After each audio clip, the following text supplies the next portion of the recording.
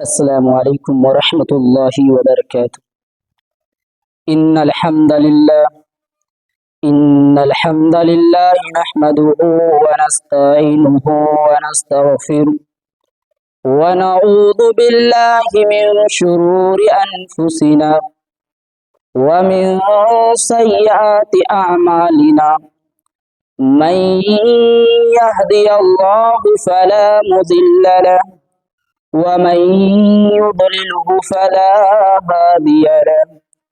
وأشهد أن لا إله إلا الله وحده لا شريك له وأشهد أن محمدا عبده ورسوله أما بعد قال الله تبارك وتعالى في القرآن المجيد والفرقان الحميد أعوذ بالله من الشيطان الرجيم بسم الله الرحمن الرحيم وقضى ربك ألا تعبدوا إلا إياه وبالوالدين إحسانا إما يبلغن عندك الكبر أحدهما أو كلاهما فلا تقل لهما أف ولا تنهرهما وقل لهما قولا كريما۔ صدر محترم، حاضرین مجلس اور میرے عزیز ساتھیوں، آج کے اس پروگرام میں جس موضوع کے تحت گفتگو کروں گا وہ ہے حقوق الوالدین۔ میرے بھائی اور بزرگ دوستو، ہمارے اور آپ کے اس دنیا کے اندر بہت سارے رشتے ہوتے ہیں۔ السلام علیکم ورحمۃ اللہ وبرکاتہ۔ ان الحمد للہ نحمده ونستعینه ونستغفره ونعوذ بالله من شرور أنفسنا ومن سيئات أعمالنا من يهدي الله فلا مضل له ومن يضلله فلا هادي له وأشهد أن لا إله إلا الله وحده لا شريك له وأشهد أن محمدا عبده ورسوله أما بعد قال الله تبارك وتعالى في القرآن المجيد والفرقان الحميد أعوذ بالله من الشيطان الرجيم بسم الله الرحمن الرحيم وقضى ربك ألا تعبدوا إلا إياه وبالوالدين إحسانا إما يبلغن عندك الكبر أحدهما أو كلاهما فلا تقل لهما أف ولا تنهرهما وقل لهما قولا كريما۔ صدر محترم، حاضرین مجلس اور میرے عزیز ساتھیوں،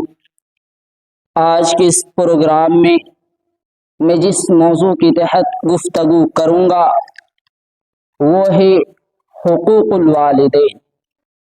میرے بھائی اور بزرگ دوستو، ہمارے اور آپ کے اس دنیا کے اندر بہت سارے رشتے ہوتے ہیں۔ ایک رشتہ ہوتا ہے ماں باپ کا رشتہ، ایک رشتہ ہوتا ہے بھائی بھائی کا رشتہ جو ہمارے اور آپ کے بھائی ہوتے ہیں، اور ایک رشتہ ہوتا ہے بہن کا رشتہ، اور ایک رشتہ ہوتا ہے میاں بیوی کا رشتہ، اور ایک رشتہ ہوتا ہے ماں باپ کا رشتہ جو سب سے عظیم رشتہ ہے۔ ہم سب کو پیدا کرنے والا ہمارا رب اللہ رب العالمین ہے، اور جس کے ذریعہ پیدا کیا ہے وہ ہمارے ماں باپ۔ تو میں انشاءاللہ تعالی اسی موضوع پر یعنی حقوق الوالدین کی موضوع پر میں آپ حضرات کے سامنے گفتگو کروں گا۔ اللہ رب العالمین انسانوں کو تاکید فرما رہے ہیں کہ تم اپنی پیدا کرنے والے اور پالنے والے اور پرورش کرنے والوں کی فرما برداری اور اطاعت کیا کرو۔ پھر آگے ارشاد فرمایا وَبِالْوَالِدَيْنِ إِحْسَانًا، اور اپنے ماں باپ کے ساتھ اچھا سلوک کرو اور اپنے ماں باپ کے ساتھ ادب و احترام سے پیش آؤ اور اپنے ماں باپ کے ساتھ نرمی آواز سے باتیں کرو۔ بہت ساری آیتوں میں اللہ رب العالمین نے اپنے حقوق کے ساتھ والدین کے حقوق کا ذکر کیا ہے۔ پھر آگے ارشاد فرمایا اما يبلغن عندك الكبر احدهما او كلاهما فلا تقل لهما اف ولا تنهرهما وقل لهما قولا كريما، اگر تیرے سامنے یہ دونوں ماں باپ یا ان میں سے کوئی ایک بھی بڑھاپے کو پہنچ جائے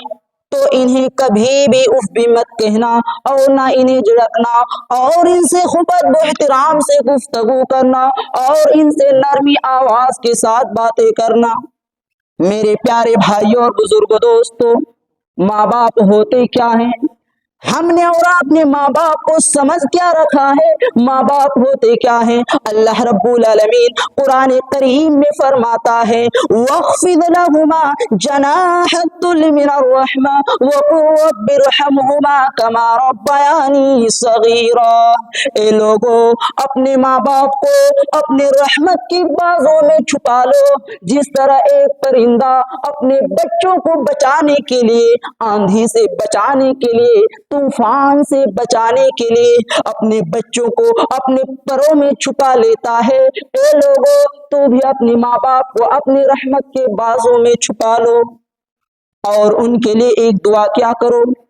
اور وہ دعا کون سی ہے؟ اللہ رب العالمین قرآن کریم میں فرماتا ہے رب ارحمہما کما ربیانی صغیرا، اے میرے پروردگار عالم ان دونوں پر رحمت نازل فرما جیسا کہ ان دونوں نے مجھے بچپن میں پالا ہے، پرورش کی ہے، اے میرے پروردگار عالم ان دونوں پر رحمت نازل فرما۔ میرے بھائی اور بزرگ دوستو، اس آیت سے یہ بات معلوم ہوتی ہے کہ ہم ایسے ہی 20-25 سال کے نوجوان نہیں ہو گئے، ہم ایسے ہی اٹھا کٹھا نہیں ہو گئے، ہماری خاطر ہماری ماں باپ نے بہت ساری تکلیفیں برداشت کی ہیں، ہماری خاطر ہمارے ماں باپ نے بہت ساری تکلیفیں برداشت کی ہے۔ جاننا چاہیے کہ جب ہم بچے تھے، جب ہم ماں کے بستر میں پیشاب کر دیتے تھے تو ہماری اس ماں اس گیلی بستر پر سو گئی اور ہمیں سوکھی بستر پر سلایا۔ جب ہم بچے تھے، جب ہم ماں کی بستر میں پیشاب کر دیتے تھے تو ہماری ماں گیلی بستر پر سونا گوارا کیا اور ہمیں سوکھی بستر پر سلایا۔ جب ہم پیدا ہوئے تھے تو ہمارے باپ نے ہمارے خاطر اپنے جان و مال کو قربان کر دیا، اور آج یہی بیٹا اپنے باپ سے کہہ رہا ہے کہ میرے باپ تو نے میرے لیے کیا ہی کیا ہے، اور آج یہی بیٹی اپنے ماں سے کہہ رہی ہے کہ میری ماں تو نے میرے لیے کیا ہی کیا ہے۔ میرے بھائی اور بزرگ دوستو، آج ہماری سماج کی حالات ہے، آج ہمارے معاشرے کی حالات ہے، میں کسی اور کی بات نہیں کر رہا ہوں، میں کسی اور مذہب کی بات نہیں کر رہا ہوں، میں کسی اور دینی دھرم کی بات نہیں کر رہا ہوں، میں اسلام کی بات کر رہا ہوں، میں اسلام کے ماننے والوں کی بات کر رہا ہوں، جس اسلام نے ماں باپ کو اتنا بڑا مقام دیا ہے، جس اسلام نے ماں باپ کو اتنا بڑا رتبہ دیا ہے، آج اسی اسلام کے ماننے والے اپنے ماں باپ سے کہتے ہیں کہ تم مر کیوں نہیں جاتے ہو اور کتنا دن جیو گے۔ میرے بھائی اور بزرگوں دوستو، آج ہمارے سماج میں بہت سارے ایسے لوگ ہیں جو اپنے ماں باپ سے ایسی باتیں کہتے ہیں کہ تم مر کیوں نہیں جاتے ہو اور کتنا دن جیو گے۔ ایسے لوگوں سے اللہ رب العالمین ہم سب کو حفاظت فرمائے۔ میرے بھائی اور بزرگوں دوستو، اللہ رب العالمین قرآن کریم کے اندر ایک جگہ ارشاد فرماتا ہے انشکر لی ولی والدے، میرا شکر کر اور اپنے ماں باپ کا احسان مند رہ، اس لیے کہ ماں باپ دنیا میں طرح طرح کی پرورش کرتے ہیں۔ جاننا چاہیے کہ جب انسان ماں کے رحم میں ہوتا ہے، جب انسان اپنی ماں کے پیٹ میں ہوتا ہے تو ماں کو بہت تکلیف ہوتی ہے، یہاں تک کہ ماں کو بہت تکلیف ہوتی ہے جب انسان ماں کے رحم میں ہوتا ہے، جب انسان اپنی ماں کے پیٹ میں ہوتا ہے تو ماں حمل کی زمانے سے لے کر ولادت تک طرح طرح کی تکلیفیں اور مشقتیں برداشت کرتی ہے۔ جب وہ بچہ پیدا ہو جاتا ہے تو اس کو اپنی چھاتی سے دودھ پلاتی ہے اور اس کی پاخانہ اور پیشاب صاف کرتی ہے اور اس کی ایذاؤں اور تکلیفوں کو برداشت کرتی ہے اور اس پر اپنا آرام، اپنی راحت، اپنی جان و مال کو قربان کر دیتی ہے کہ صرف اس وجہ سے کہ بچہ کو کسی چیز کی تکلیف نہ ہو، بچہ کو کسی چیز کی پریشانی نہ ہو۔ میرے بھائی اور بزرگ دوستو، ماں باپ اپنے بچے کی خاطر اپنے جان و مال کو قربان کر دیتی ہے صرف اس وجہ سے کہ بچہ کو کسی چیز کی تکلیف نہ ہو۔ میرے بھائی اور بزرگ دوستو، ماں باپ کی خدمت کرنا بہت ضروری ہے۔ ماں باپ کی خدمت کرنا کیوں ضروری ہے؟ اس کی اطاعت کرنا کیوں فرض ہے؟ صالح و شفیق ماں جو مشقت برداشت کرتی ہے اپنے بچوں پر، جو کہ تکلیف اٹھاتی ہے اپنے بچے پر، جب انسان ماں کے رحم میں ہوتا ہے، جب انسان ماں کے پیٹ میں ہوتا ہے تو ماں کو بہت تکلیف ہوتی ہے، یہاں تک کہ چلنا پھرنا مشکل ہو جاتا ہے، کھانا پینا دشوار ہو جاتا ہے، تھوڑی دور کچھ دور چل نہیں پاتی، اور جب وہ بچہ پیدا ہوتا ہے تو ماں کو اس قدر تکلیف ہوتی ہے۔ اس تکلیف کا اندازہ وہی لگا سکتا ہے جس کا کوئی اولاد ہو۔ میرے بھائیوں، پھر بچہ پیدا ہو جاتا ہے اور اس کو اپنی چھاتی سے تقریباً 2 سال تک دودھ پلاتی ہے۔ میرے بھائیوں اور بزرگ دوستو، کیا ہم نے کبھی غور و فکر کیا ہے کہ ماں باپ کا حق کیا ہے؟ کیا ہم نے کبھی سوچا ہے کہ ماں باپ کا حق کیا ہے؟ میرے بھائی اور بزرگ دوستو، ذرا غور کرے کہ ماں باپ اپنے بچوں کی خاطر کیسی کیسی تکلیفیں برداشت کرتی ہے، کئی راتیں جاگ کر گزارتی ہے۔ ذرا سا تم رو دیتے تھے تو وہ بے چین ہو جاتی تھی اور اپنی نیند کو خراب کر لیتی تھی اور تم کو بہلا کر سلاتی تھی۔ ذرا سا تم تکلیف میں مبتلا ہوتے تھے تو تمہاری بیچاری ماں اس تکلیف کو دور کرنے کے لیے خود ہزاروں تکلیفوں کو اٹھانے کے لیے تیار ہو جاتی تھی۔ یہی نہیں کہ تم بڑے ہو جاؤ، نہیں میرے بھائیوں، جب تم بڑے ہو جاتے ہو تب بھی تمہاری ماں باپ کی خواہش ہوتی ہے، تب بھی تمہاری ماں باپ کی تمنا ہوتی ہے کہ میرا بیٹا ایک نیک انسان بن جائے، میرا بیٹا ایک صالح انسان بن جائے، میرا بیٹا ایک عالم دین ہو جائے، میرا بیٹا ایک حافظ قرآن بن جائے، میرا بیٹا ایک ڈاکٹر بن جائے۔ میرے بھائی اور بزرگوں دوستو، ماں باپ اتنی ساری تکلیفیں اٹھا لینے کے باوجود بھی، ماں باپ اتنی ساری تکلیفیں لینے کے باوجود بھی آج ہمارے سماج کے اندر، آج ہمارے معاشرے کے اندر، آج ہمارے سوسائٹی کے اندر بہت سارے ایسے لوگ ہیں، بہت سارے ایسے حضرات ہیں جو اپنے ماں باپ کو تکلیف دیتے ہیں، جو اپنے ماں باپ کو گالی دیتے ہیں، جو اپنے ماں باپ کو ستاتے ہیں، جو اپنے ماں باپ کے اوپر ہاتھ اٹھانے کے لیے تیار ہو جاتے ہیں، جو اپنے ماں باپ کو اپنے گھروں سے نکال دیتے ہیں۔ وہ اپنے ماں باپ کو ستانے والوں، وہ اپنے ماں باپ کو اپنے گھروں سے نکالنے والوں، وہ ماں باپ کو تکلیف دینے والوں، وہ اپنے ماں باپ کے اوپر ہاتھ اٹھانے والوں، سنو، ترمذی شریف کی روایت ہے، اللہ کے نبی صلی اللہ علیہ وسلم نے ارشاد فرمایا کہ ماں باپ کی رضامندی میں اللہ کی رضامندی ہے، ماں باپ کی ناراضگی میں اللہ کی ناراضگی ہے۔ اگر تمہاری ماں باپ اگر تم سے خوش ہے تو اللہ رب العالمین بھی آپ سے خوش ہے، اگر تمہارے ماں باپ اگر تم سے ناراض ہے تو اللہ رب العالمین بھی آپ سے ناراض ہے۔ میرے بھائی اور بزرگوں دوستو، ذرا آج ہم اور آپ غور و فکر کریں، ذرا آج ہم اور آپ سوچیں کہ جب اللہ رب العالمین ہم سے ناراض ہو، جب اللہ رب العالمین ہم سے خفا ہو، میرے بھائی اور بزرگوں دوستو، ہم جنت میں کیسے جا سکتے ہیں؟ جب اللہ رب العالمین ہم سے ناراض ہو، جب اللہ رب العالمین ہم سے خفا ہو تو ہمیں بتلائیں کہ ہم جنت میں کیسے جا سکتے ہیں۔ میرے بھائی اور بزرگوں دوستو، حضرت ابو امامہ رضی اللہ تعالی عنہ بیان کرتے ہیں کہ ایک شخص اللہ کے نبی صلی اللہ علیہ وسلم کی خدمت میں حاضر ہوا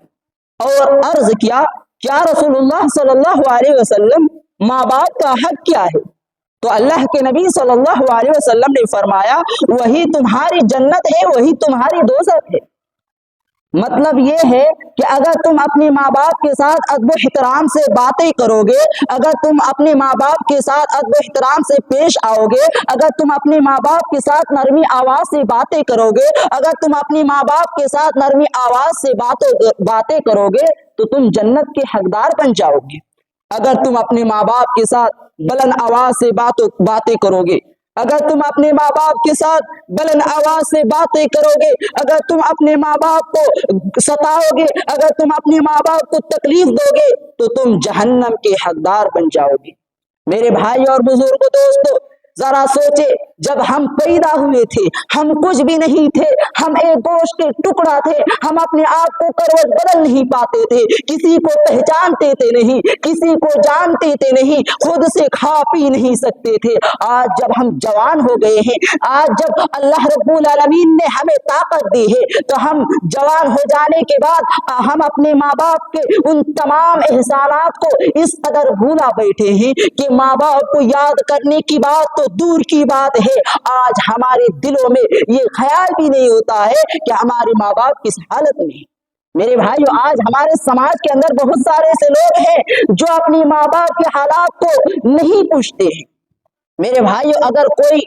اپنے ماں باپ کے ساتھ گھناوری حرکت کرتا ہے، اگر کوئی شخص اپنے ماں باپ کو تکلیف دیتا ہے، اگر کوئی اپنے ماں باپ کو ستاتا ہے تو اللہ رب العالمین اس کو آخرت میں عذاب تو ضرور دیں گے، لیکن دنیا میں بھی اس کو سزا مل جاتی ہے۔ ثبوت کے طور پر میں آپ حضرات کے سامنے ایک واقعہ بیان کرتا ہوں۔ یہ واقعہ پاکستان میں پیش آیا۔ ایک نوجوان نوکری سے گھر آیا تو اس کی بیوی نے اس کی ماں کی شکایت کی، یعنی بیوی نے